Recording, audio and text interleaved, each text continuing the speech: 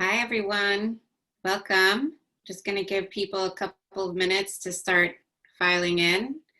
We have about 350 people signed up for today's webinar.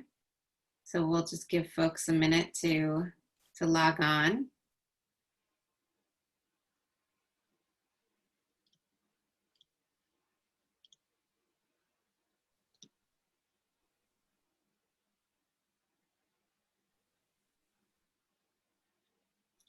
And if you're just joining us, I'm just saying hello to everybody, welcoming people, giving people a chance to log on to the webinar. We have a lot of people signed up for today's webinar, so I want to give everyone a chance to get on before we get started.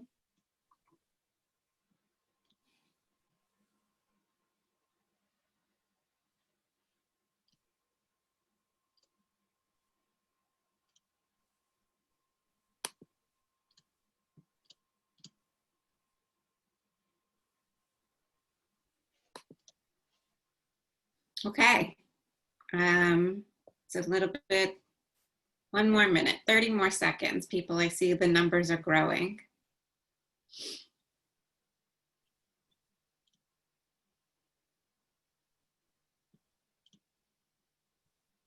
Okay, why don't we get started? And as I'm introducing and I'm welcoming, people will continue to file on. My name is Shiri Orion. I'm the Executive Director of the American Friends of the Parent Circle. And for those of you joining us for the first time today, who don't yet know the Parent Circle, and for those of you who have known us and support us for a long time, welcome. Just a little bit about us for those first timers. The American Friends of the Parent Circle is an American 501c3. And we raise funds and awareness in the US to support the incredible work of the Parent Circle and the work that they do to promote reconciliation among Israelis and Palestinians. The Parent Circle is an organization made up of more than 600 bereaved Israeli and Palestinian families. All of them have lost a close or close relation to the conflict, and all of them have chosen the path of hope and the path of peace.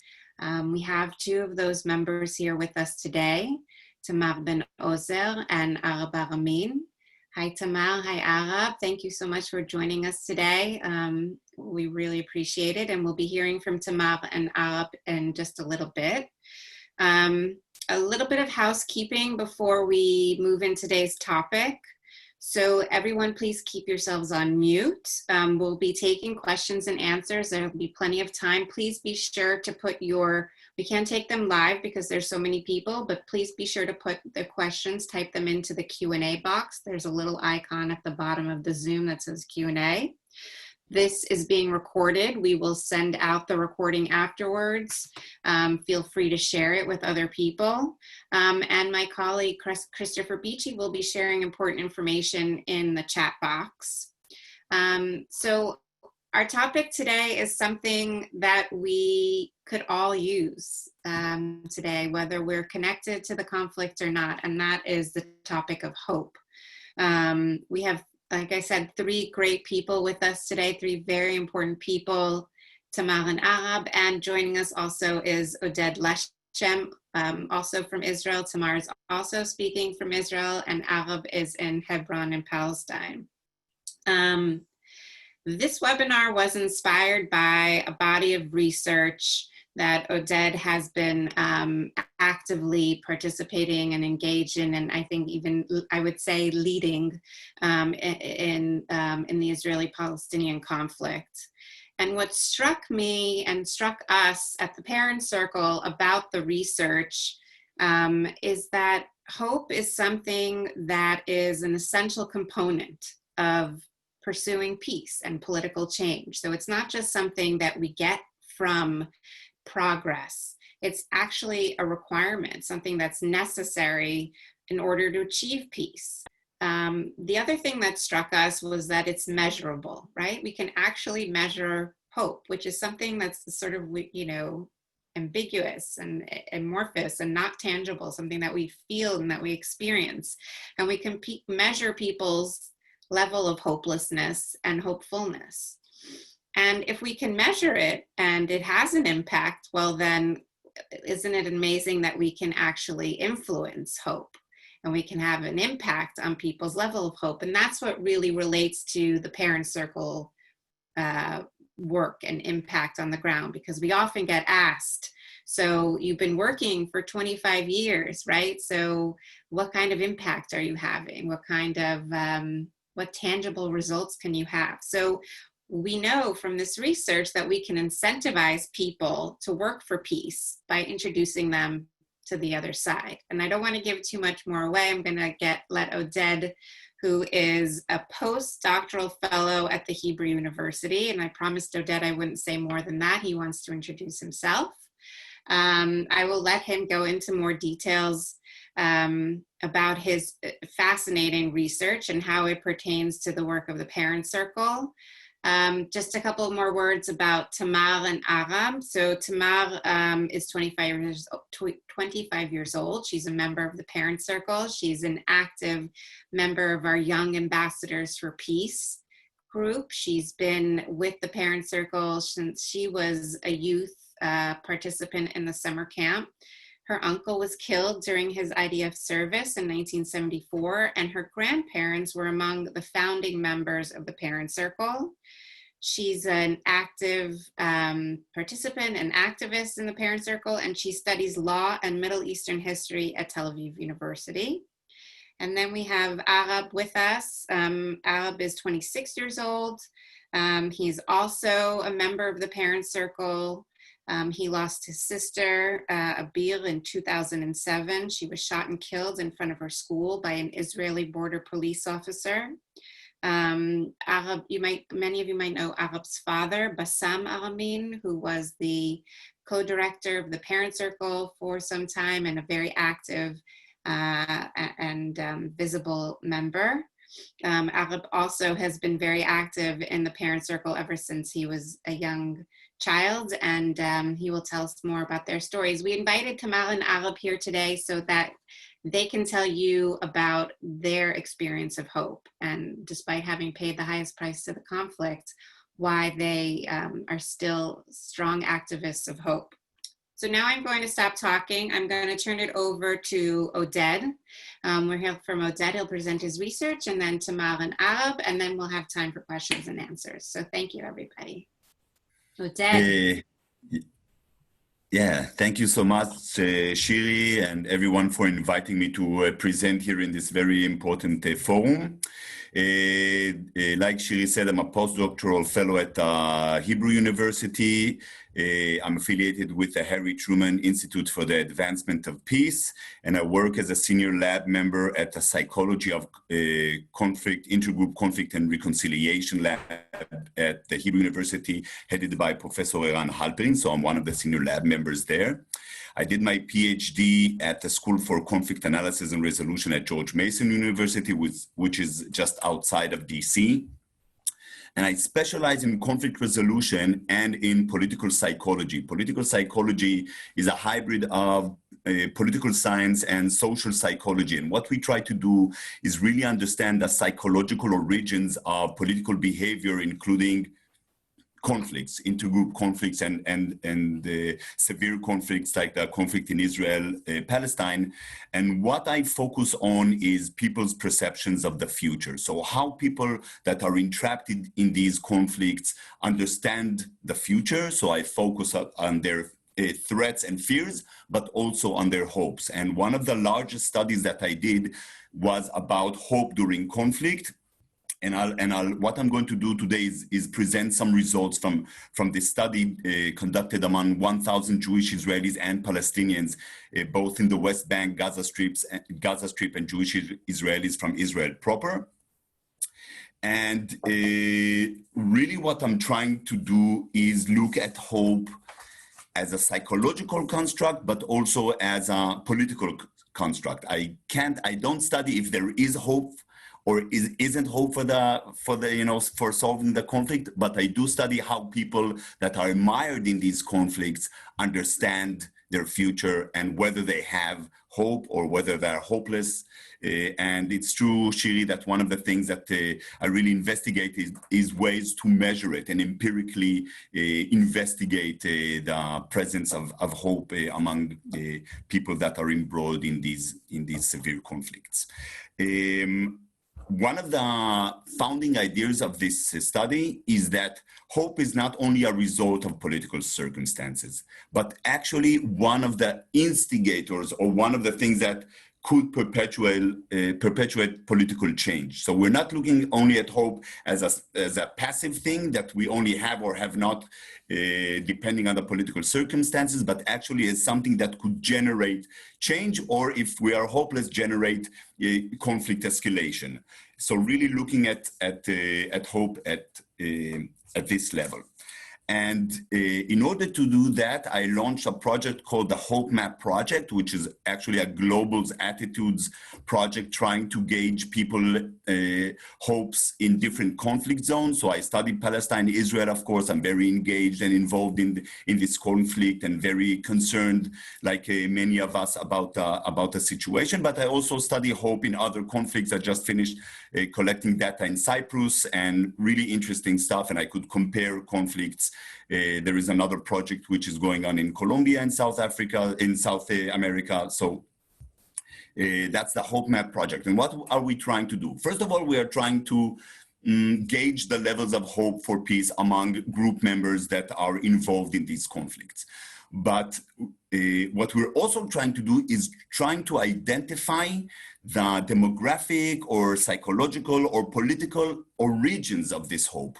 So the question is, could we predict if someone is hopeful or hopeless depending on gender or age or political ideology, really trying to investigate the origins of hope. And the second thing is we're trying to understand the direct consequences of hope. So a question is, it's an empirical question, whether really hope has an impact, or is it just an abstract notion that doesn't really affect political processes. And in order to do that, I launched the Hope Map project, and it's a large-scale survey, but we also do experiments. So one of the things that I'm leading is trying to experimentally induce hope and then see if it also affects other attitudes and behaviors that are important to the conflict. So I talked a lot about hope and talked about peace, but what is hope and what is peace? It's a very interesting question. It's quite a difficult thing to answer. But first, when I'm talking about hope, we identified two main components that have to be present when someone is hopeful. First of all, hope depends on the wishes or desires for some outcome, in this case, peace or conflict resolution. So levels of hope depends on the levels of my wishes or desires for something. And the second component is the expectations. So whether I assess this outcome as possible or impossible, and the levels of expectations and the levels of wishes, the way that they integrate, actually determines the levels of hope someone has. So both the wishes and the expectations are really important. And what we do is we measure them separately, and then we could calculate how much hope someone has. And the next question is, what is peace? So of course, if you hope for peace, the question is what kind of peace? And different people have different definitions of what peace is. And of course, Palestinian Israelis understand peace differently. There's another article that actually we identified the types of peace as understood by Israelis and Palestinians. But it's very hard to define. So what we did is we presented 7 or 8 different definitions of peace to the participants. Today, I'm only going to focus on one of them, which I find the most interesting, is what we call reciprocal peace. Reciprocal peace, the way that it is defined for participants and the way that I'll explain to you, is that it is very abstract in the way that it doesn't say two-state solution, one-state solution, where will be Jerusalem, refugees, etc. It's very general and very generic, but it is reciprocal in a sense that when I want this kind of peace, I want peace that addresses my interests, but also addresses the interests of the adversary or the enemy. So if I want this generic peace, I say I wish for this peace, this reciprocal peace. It means that I wish peace that will address my interests and also the interests of the other party, which is essential when we're talking about peace. This type of mutual recognition and mutual interests. So what I'm going to do now is share with you my screen and show you the results of the Hope Map project in Israel-Palestine. Shiri, could the people see my screen? Okay, so these are the results from the project that was done in Israel-Palestine. Like I said, 500 Jewish Israelis and 500 Palestinians from the West Bank and the Gaza Strip. It was very important for us to collect data in the Gaza Strip. Usually these people, Gazians, Palestinian Gazians' voices are not heard. We don't really know what their feelings and beliefs are. So here we have very unique data. And the first thing that I'm going to show you are the levels of the wishes and expectations for peace. And this is across societies. So this is averaged across the Palestinian and Israeli societies. And the scale is from 0 to 5. So 5 is the highest and 0 is the lowest score that one could possibly have. And this dotted line in the middle is the midpoint of the scale. So 2.5 will always be your reference in the coming slides to understand where is the midpoint. And what do we see here? We see that people's wishes for this kind of reciprocal peace are generally quite high. They are above the midpoint. They're not skyrocketing, but still they are quite high. But the expectations are really, really low. So people want this kind of reciprocal peace, but think it is quite impossible. And this is something for everyone that knows the Israeli-Palestinian conflict. I don't think that is really new. So people, we know that the expectations or the belief in the likelihood of resolution is quite high, quite low, sorry. But the wishes for this reciprocal peace, and that's quite an encouraging finding, are quite high. So people desire it, both Israelis and Palestinians, and later I'll compare also the societies. But let's look, for example, on how gender affects these wishes and expectations. And what we see here is, again, this is across societies because there was no real difference between the societies in terms of gender. And we see that women's wishes for peace and their expectations for peace are much higher than men. So being a female predicts higher wishes and higher expectations for peace. That means that women are more hopeful than men. And this is true for Israelis and for Palestinians. And if you see these stars, it means that this difference is significant. So that means that the difference is real. So maybe it's no news for many of you, but at least not for me. But if women had more control, had more political power, people, the world will be a better place. So they are more hopeful, both in the wishes and the expectations component. Let's look at age. What we see here is really interesting. We see that the older one is, this is again true for both societies, the higher the wishes, this is in the blue line. So the more one is old, the higher the desires for peace, this reciprocal peace, but also the expectations are higher. So again, younger people, and this is maybe a note, and maybe Aramin and Tamar could talk about it later, if there is some generation that we need to concentrate and increase their hopes for peace, this is the younger generation, okay? In both societies, by the way. Really an interesting issue is acceptance of uncertainty. People differ. This is a known psychological construct, acceptance of uncertainty, and people differ in the way that they accept uncertainty as an integral part of life. Some people are very uneasy with the fact that the future is uncertain, and some people are more at ease with the fact that there is uncertainties in life. And we could see that here in the pink bars, people high on acceptance of uncertainty. So people that feel more at ease with the fact that the future is uncertain tend to wish more for peace than people that are low on acceptance of uncertainty. That means that if you understand life as having some uncertainty in it, you allow yourself to desire peace more. And this makes sense in the Israeli-Palestinian context, because peace is something that we don't really know how it will look like when we're talking about Israel-Palestine. So we need to accept some levels of uncertainty in order for us to have higher wishes for peace. There was no effect on people's expectations for peace. A really interesting finding has to do with the difference between how people report, or their real wishes, and how the other group assesses these wishes. So here in the dark blue bar, you see a figure or a value that we saw before. This is the wishes for peace of both Israelis and Palestinians averaged together, and we see that it is above the midpoint of the scale. But we also ask people, or require them to assess how much the other side wishes for this reciprocal peace. And this is what we've got. So when Israelis and Palestinians are asked to assess the wishes for peace, the desires for peace of the enemy, they extremely underassess it. So they greatly err in how they assess the true levels of wishes for peace of the other side.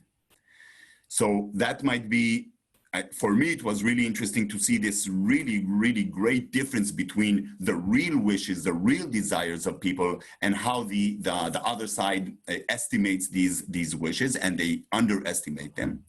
But we also saw that this has an effect on one's own wishes. So the lower I think my enemy wants peace, so if I think my enemy does not want peace, I don't want peace either. Okay, so it lowers the fact that I underassess the other side's wishes for peace, decreases my own wishes for peace. People are saying, why should I want peace if the other side does not want it? And of course, people underassess it, and it has a lot to do with media and leadership, etc. The fact that we tend to underassess the other side's desires for reciprocal peace. And lastly, I want to, this is not last, but in terms of the antecedences of which I want to show you the differences between Israelis and Palestinians.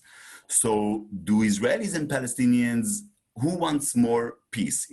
Jewish Israelis or Palestinians from the occupied territories? Who wants peace more, and who expects peace to materialize more? And here are the answers. There is no difference.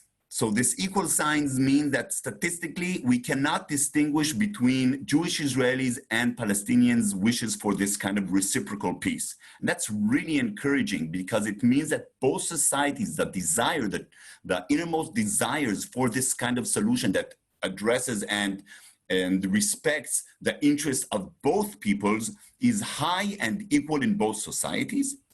And a very interesting finding is that expectations differ in terms of societies, and Palestinians' expectations for peace are higher than Jewish Israelis. That means that Palestinians believe in the likelihood of resolution more than Jewish Israelis. And maybe we'll have some time to talk about that, because it has a lot to do with the politics and the leadership in the region.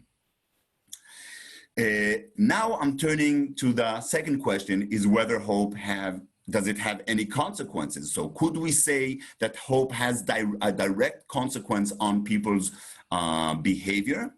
And so we presented many types of activities to the Jewish Israelis and Palestinian participants. Some of the question had to do with how much they are willing to participate in all sorts of peace building activities, join demonstrations, join dialogue groups, support track to diplomacy efforts, all kinds of things. And then we saw if hope could predict this kind of willingness to participate in activities.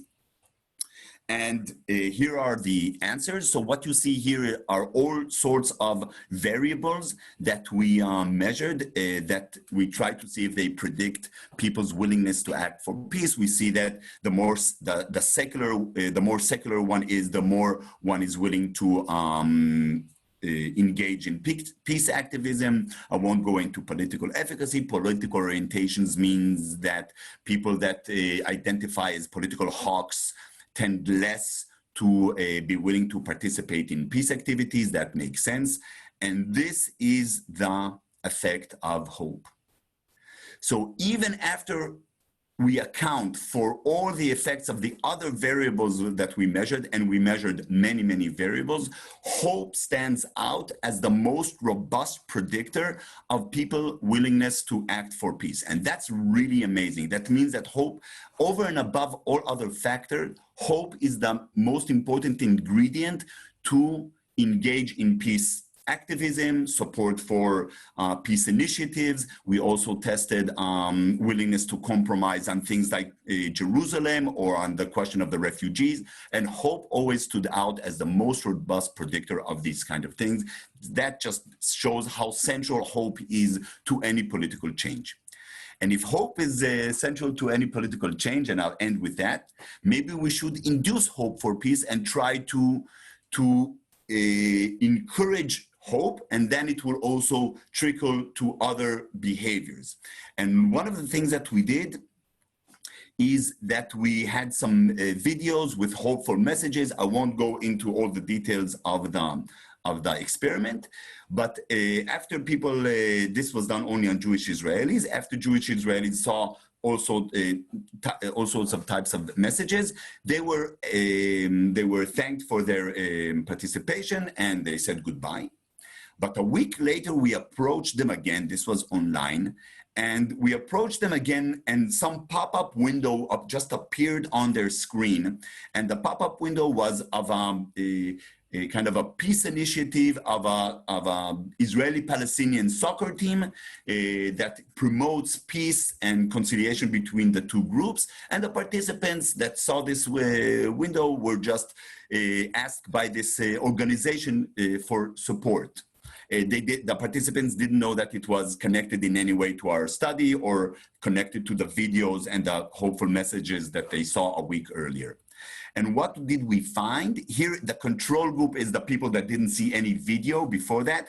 And we see that 49% of participants supported this peace-building initiative, so 51% did not support it. That's quite discouraging. But the people that saw an optimistic message a week earlier from the out group, so Jewish Israelis saw a Palestinian blogger saying that there is chances for peace, tended to support this peace initiative more than any other messages, so hopeful messages conveyed by the out group. That's really important. And it's also important for the parent circle to understand, or by national organizations like the parent circle. The message coming from the out group member is extremely effective. And it could even, a small message actually affects people's behaviors. And this is a real world behavior, because people thought they were supporting a real initiative. They didn't know it was part of a study. So that really means not only that hope is essential, but that it can be induced, and that would actually affect people's behavior into adopting more peace-promoting behaviors. So that is from me. I don't know if I was over the time or was okay, Shirin. And I will pass it on to the remarkable participants from the parent circle. So thanks so much. Thanks, Oded. You were perfect in timing, and also the content is just so interesting and so directly connected. Can you stop sharing your screen, Oded? Yeah, there you go. To the work of the parent circle. I'm going to call Aramin and Tamar to join us on video, but when you're talking about how hope is directly impacted by the what the adversary thinks, right? Like, so what your enemy thinks of you and your level of hope, it impacts your own level of hope. It, to me, is such a direct correlation to the work that we're doing, because if we can bring people together and we can bring enemies together, and they can understand like, oh, this side is just as hopeful as I am, that's going to impact my level of hope. And I'm going to let Arab and Tamar talk a little bit about that, because they have participated in so many of the programs that we have, that the Parent Circle brings to Israelis and Palestinians, not just bereaved Israelis and Palestinians, but the general public as well. You've been participants in our youth summer program. You've been participants in the Young Ambassadors for Peace program. I think both of you have spoken at our Memorial Day ceremony. So I think, and you're both represent the next generation. So I don't know who's going to go first. Maybe Tamar will go first, and just talk a little bit about first what you heard Oded speak about, especially the age piece, that younger people are less hopeful than older people, but also just your personal experience and what gives you hope every day. Thank you, Shiri, and thank you, Oded. Okay, so what will I start with? Actually, I read Oded's article a couple of days ago, and I've been thinking about the article and the study and my experience with the forum quite a bit leading up to this talk, and I had many different thoughts about it, because this question of why we keep doing what we do is something that A, I get asked quite often, and B, preoccupies me quite often. That when you do something that sometimes seems so futile, you have to keep asking yourself every once in a while why you keep doing what you do. It's a question that I struggle with myself as well. And it's funny that I should be speaking at this webinar with Oded, because the answer I came up with these past few days was that I can trace almost everything I do today, including not only what I do with the forum, which is very expansive, but also what I study at university, which is law and Middle Eastern studies. I'm in the human rights clinic at law school. I do work with Jordanians and Palestinians on environmental things with an organization called EcoPeace, and many other things that have to do with collaboration and peace in different ways in the Middle East. It's what I do most days, every day, all day. And I can trace almost all of that work to a summer I spent at age 16 at a summer camp run by the forum, which Oded managed. He was the head counselor, I think you could call it. And then I asked myself why? What was so life-changing or so influential about that summer, which then after that summer, there were 2 more summers where I was a camper, and then 3 more summers where I was a counselor. And I realized while reading his article that summer camp ignited a sense of hope in me, because it gave me a wish for hope, because I suddenly became aware of the plight of the Palestinians as well as our plight, which I was aware of. But in Israel, it's very easy to say, I don't care, because our day-to-day lives here are much more bearable than Palestinian lives. So hearing about the Palestinian plight gave me a wish for hope. It made it much more, gave me a sense of something that needed to be done. And it also gave me a very strong sense of political efficacy, which you also mentioned, which is what gave me an expectation for hope. Seeing the change that I went through by meeting Palestinian friends, and seeing the change that Palestinians went through at that summer camp, and the relationship we forged made me feel like I could keep going with this kind of work and make an actual change. And I did keep going with it, and I still feel that way. And every additional meeting that I have with the other side, who I no longer want to call the other side, we're all one in this joint venture for peace. So every additional thing that I go through, and everything I learn, just it strengthens this conviction of mine that started that summer with the parents circle. And I don't know how long I've spoken so far, but I'll pass it on to Arab and hear what he has to say. That's great. Thanks, Tamar. Thank you so much. I'm just going off video because my internet connection is unstable, but I'm definitely here. So fascinating to see how this is sort of continued in your lifetime, and something that you did 9 years ago has so much influenced who you are today and your aspirations and your own level of hope. Arab, I kept you for a second because your dad wanted to join the webinar, so I was giving him time to join. I hope he's on now. He wanted to hear you speak. So now it's your turn. So maybe I have Tell to us hide my face now. what you heard from Oded, what you think about young people needing hope, and most of all, tell us about you, who you are, your. Okay, I will answer the No. question by telling you my Your story. video is a little bit, I don't know if you're frozen or not, but Can you hear me now?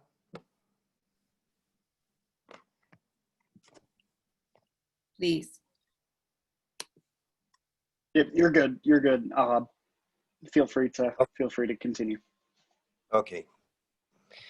I will answer the Yes. question by We telling you don't my see you, story. you're frozen. We just see your picture, but that's okay. You can just keep talking. Maybe shut off your video.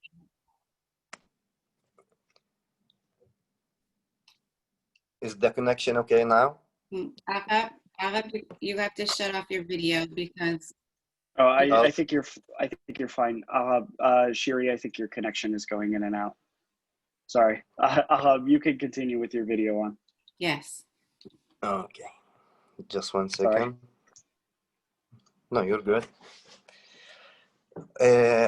I said in the beginning, I will answer the questions by telling you my personal story and how that changed and what the hope made or makes for me.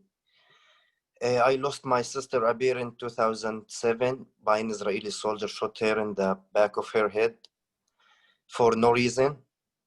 And I was 13 years old. I am the oldest one in the house, and she's the third one, but she was the second mother for me. And when I lost my second mother, when I lost Abir, I lost everything, hope, and a lot of beautiful things that I had in that time. But with the gift that God gave it to me, which is my father, Bassam Aramin, he taught me how to learn hope and how to bring the hope to me from my pain and to change my hate to hope. Then I will never lose my life and I will never lose hope.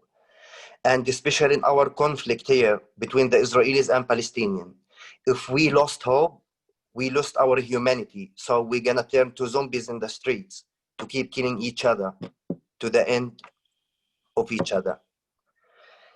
I am 26 years old. I am married and I have little Bassam, my son. He's 7 months now, and he's my biggest hope. And why I'm saying that, I don't want my kid to lose a sister how I did, and I want to try to do all my best to tell the people that we are not terrorists, we are not killers, we are just a human being like the other side. And Martin Luther King says, we hate each other because we don't know each other, and we don't know each other because we don't talk to each other. So we keeping each other that far from each other because we just listen or hearing about each other. We don't know each other. And Jalaluddin Rumi says, yesterday I was smart that I tried to change all the world, but today I became a wise that I start to change myself first.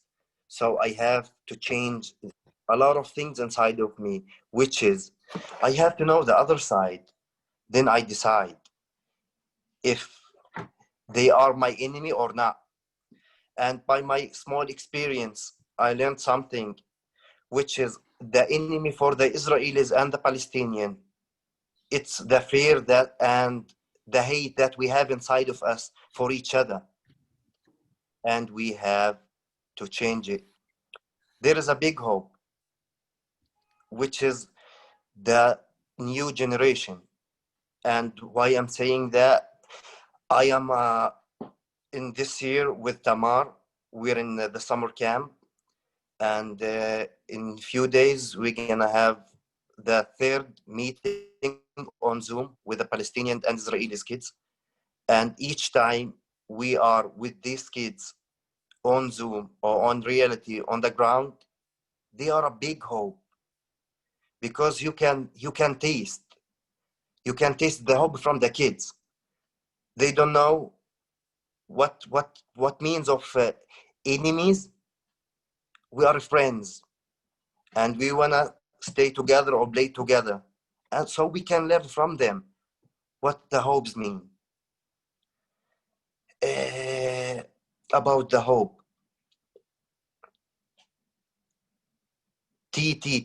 things takes time, but we have to teach ourselves how can we bring the hope to us inside of this conflict, and especially here in Palestine and in Israel. The situation, it's not easy, it's very difficult, but with all this we will never lose hope, because if we lose hope, that's it, we lost everything. Thank you. And let me say the last thing before I close. Martin Luther King says, tomorrow we will not remember the words of our enemies, but we will remember the silence of our friends. So also our friends can help us. Please don't keep silent. Thank you. Thank you, Aramin. Very inspiring. I'm glad I let you go second. And I know your dad is watching, and I know he would be very proud. And I know that little Bassam would also be very proud. There's so many questions coming in. We have about 20 minutes left. I'm going to, I don't know where to start. Okay, the first question is from Steve France, who actually sent in his question even before the webinar. So I'm going to give Steve's question priority. So, Dr. Leshem, can you please discuss the issue of false hope in this conflict? Yeah, false hope is a great issue, because hope could also be detrimental if it is naive. So if this hope is not grounded in the political reality, okay, and we know the political reality is very difficult. Occupation is going on of the West Bank and the Gaza Strip that is going on for more than 50 years. Palestinians' daily lives are difficult. Also Jewish Israelis, that is true. But the conflict is asymmetrical, such that the Palestinians, the impact of the conflict is harder on their life. We need to acknowledge it. We need to know the political reality as is, and not paint it in any other way. But hope is a strategy. What does it mean? It means that people use it, and prominent thinkers like Martin Luther King, Václav Havel, Eric Fromm, philosophers and others talked about hope as a strategy, meaning that it's not naive, it's grounded in reality, but it assumes that improvement can be achieved. How will it be achieved? Hard work, belief in goals, trying to strategize how to do it more effectively, but it is possible. So I would say about false hope that it is true. We should not put ourselves in a position that we have false hope and then our hopes are dashed, but use hope as a strategy, as an engine for change. Hope that answers that question, actually. Thank you. Let's see, what's next? You can send questions in for Oded, Tamar, or Aramin. The next question comes from Risa Levy. Thanks, Risa, for joining us. She says, I would have thought the percentage of people who wish for peace would be much higher. If people do not desire peace, what do they desire? Was this an expected result? I also wonder. Yeah, again, excellent question. And the way to explain it is that depends on the definition of peace. When the definition of peace was completely open, so we also had how much do you wish for peace by your own definition and understanding. So the definition is open-ended, is completely flexible. Then the desires were high. But the more it becomes concrete, for example, the more it becomes intertwined in making compromises or involves recognitions of the interests of the other side, then the wishes drop. But again, so that might explain that. I will also say that there are some people who are indifferent to the notion of peace, mostly among Jewish Israelis that identify as political rightists or hawks. There are some people, not all of them, of course, but there are some people who are indifferent, so they have no special wishes or desires for peace, even when the definition is completely open. But we know, and it makes sense, that the more the definition is concrete, the more it involves compromises, then the desires fall.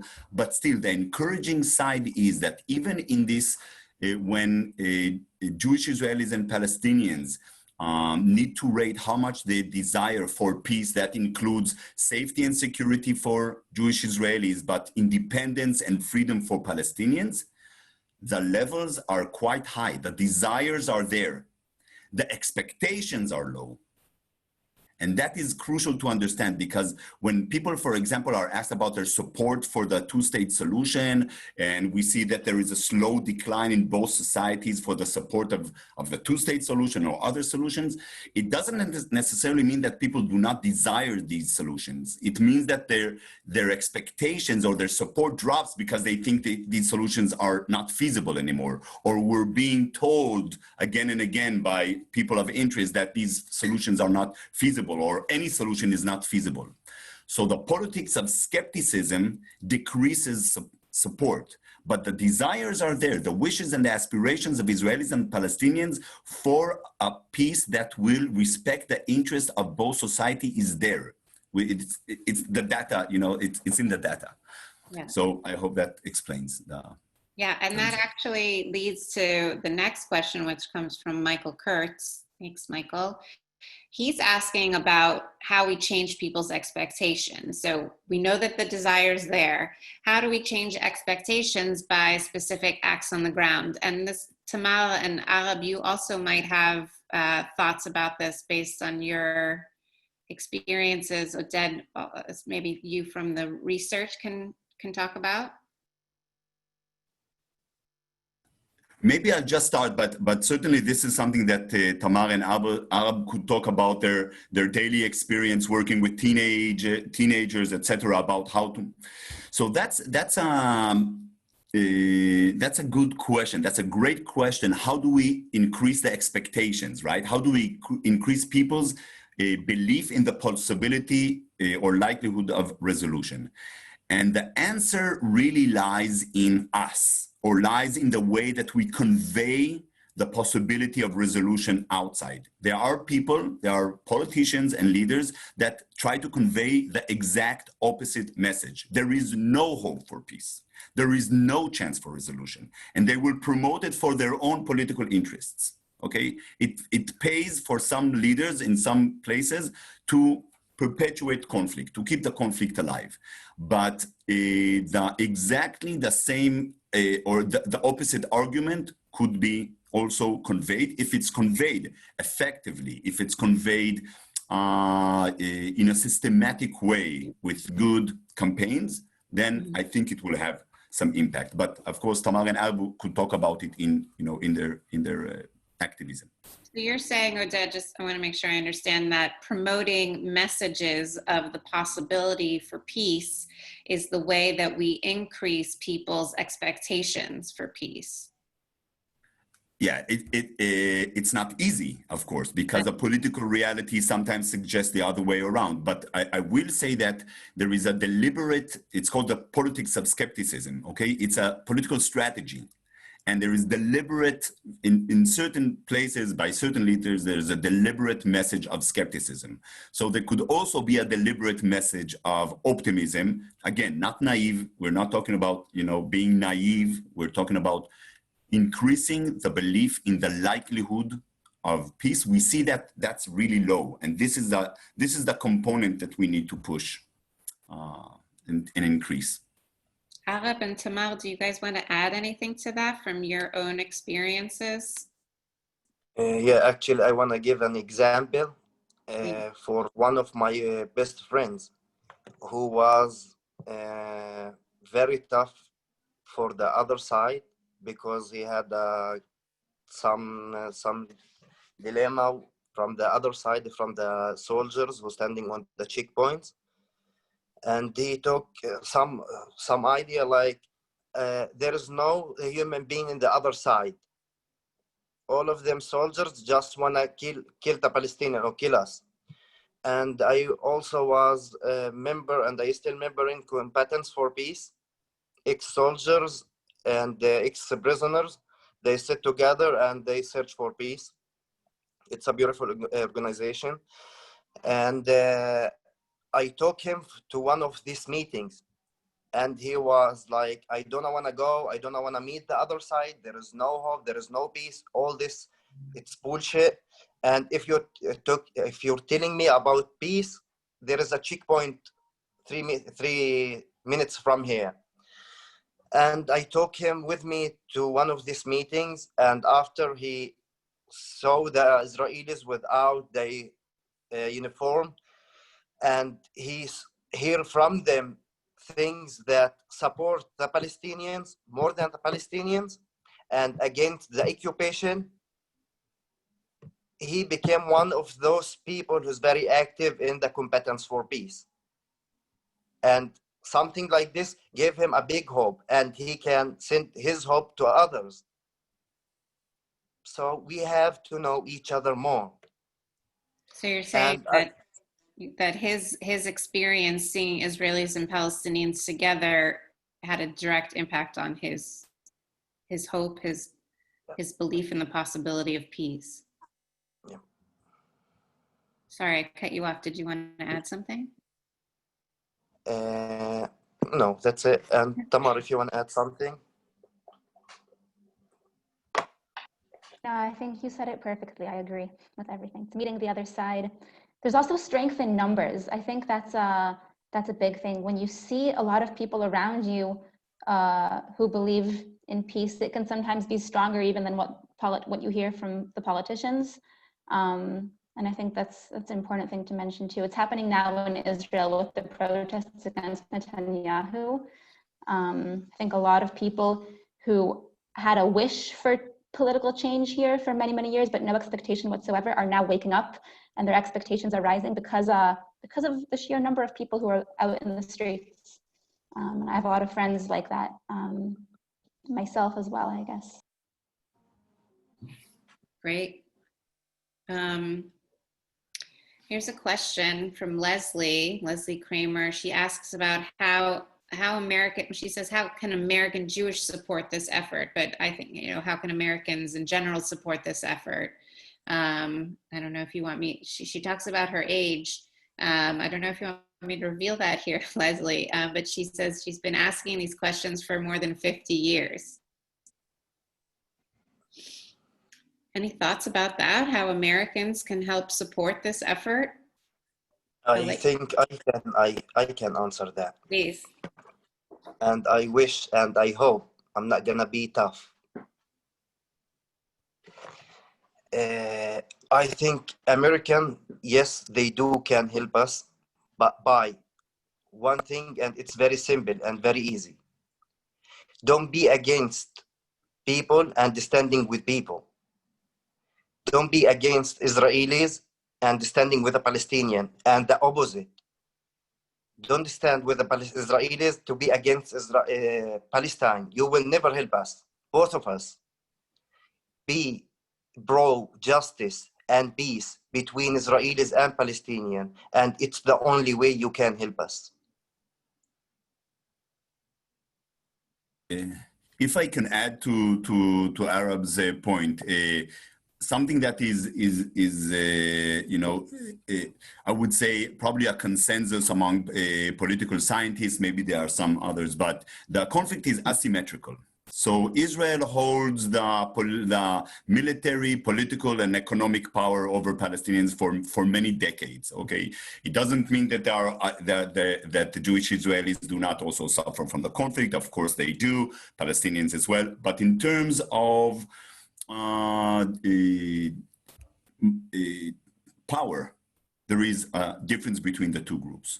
So if there is any support that should come from other, from other countries, that should be, for the Palestinian cause. Now, I agree with Arab, and I think with the other members of the family, of the parent circle, that the interests of the two societies are actually compatible. Okay, they could, Jews and Palestinians could find a way. There could be a political arrangement that will enable the basic interests of both groups, to live in the Holy Land. And because the conflict is asymmetrical, so supporting, Palestinian independence or two-state solution or any other arrangement that could ensure Jewish Israelis to be safe and secure in their land and Palestinian freedom and independence, that will be the way. And we see that there is support. Like I said, there is support or a desire among both Jewish Israelis and Palestinians for something like that will address the needs of both people, not at the expense of the other. When something is done at the expense of the other, like the current situation, or the current relations between the US, the Palestinians, Jewish Israelis, that doesn't have the Palestinians and doesn't have the Jewish Israelis as well. So something that will enable the interests of both peoples, the national interests of both peoples, which we think and believe are actually compatible. Tamar, did you want to add something? I fully agree with everything that's been said. And I think what's strongest in what Arab said that I wanted to add to is don't make either side feel threatened by what you're doing. Don't make the Israelis feel threatened as you're supporting Palestinians and vice versa, because at the end of the day, both of the two sides are the ones who need to reconcile and to make peace. And you need to, if you feel threatened, you're not going to be inclined to do that whatsoever. And so I think that's very detrimental. And yeah, that's it.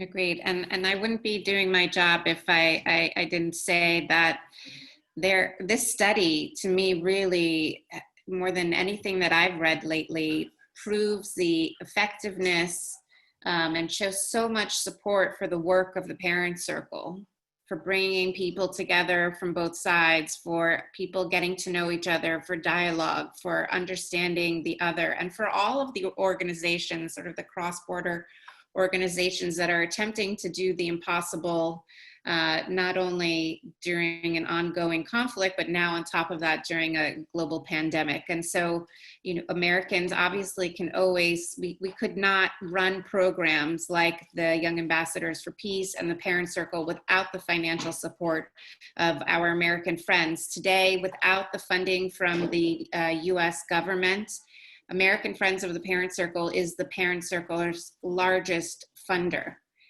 So without you, we would not be able to have people like Tamar and Arab participating and leading the programs that we do. I think we have time for one more question. Let's see.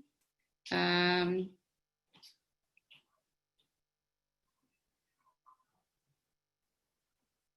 to find one good last question. Can Tamar and Arab describe the hope they try to convey to their audiences? That's one question.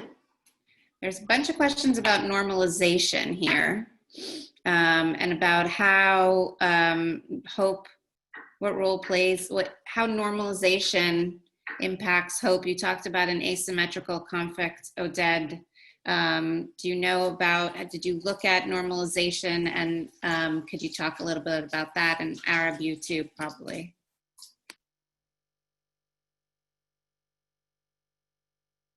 So I maybe to the audience that do not know the term, normalization involves the concern of Palestinians to engage in activities together with Jewish Israelis, sometimes even peace-promoting activities, for many reasons, including that it sustains the asymmetry. So Palestinian and Jewish Israelis meet, they do some things, but asymmetry remains, and it has no impact of finding some better or more equal connections. What we do know, and I'm very cautious here because I try to rely on evidence, empirical evidence. What we do know is that the power of working together is very strong. And it doesn't, again, if people could differ, it's okay for in the meetings that there will be disagreements. It's okay that Palestinians will, talk about their aspirations, talk about self-determination, talk about injustice that they see every day. And this should be acknowledged by the other side. But again, Jewish Israelis could openly talk about their threats, their fears, other things. Disagreement is not necessarily violent conflict, right? We want to live together with the disagreements we have. So working together, expressing disagreements is certainly something that could have a big impact. And, that's the point of view of a researcher, but of course, maybe Arab could talk about how it is seen from the Palestinian perspective.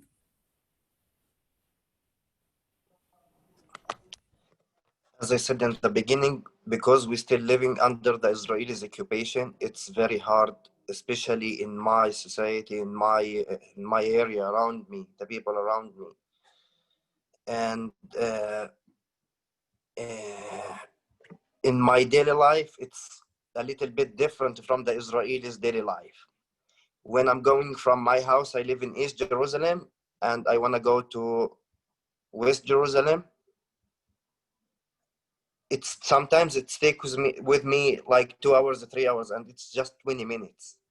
I have to go through 2 checkpoints or 3 checkpoints. Sometimes it's very, very, very tough there, what you're facing from the soldiers who are standing on the checkpoint, and it depends how his mood in that time. It's not always, but it's sometimes, which is giving you to lose everything and hope too. But because we're believing in what we're doing, we can't lose hope. That's one. Then the second thing, a lot of people from my close friends, they called me a cheater and you're doing normalization. But in my eyes, if I want to do the other thing, I have to die, and I will die, surely. And here we don't have that options. We have just 2 options, to talk or to die. And to die here, it's very easy. But to talk with the other side, here, it's very difficult. And because of Bassam, he growing me up to always to choose the difficult things. And I always choose the difficult, which is to talk, to explain to the other side, who are you? And then you're gonna change the other side, because he took a different picture. It's a different picture of you. About the normalization, I don't know what to say. But everyone call me a cheater or you're doing a normalization, I accept. But I also know what I'm doing, especially at least in my eyes, it's the right thing. I'm not killing no one. And I make my revenge now by talking to you guys, by talking to the Israelis, to the other side. I'm making my revenge to wake up people, not to kill people. Tamar. It's beautiful, Aramin. Thank you so much. That's beautiful. I don't have anything of my own to add about normalization, but I'll say a word about the first question you asked, what kind of message of hope we try to convey to our audiences. I don't try to convey a message of hope to my audiences. I try to get them to experience hope.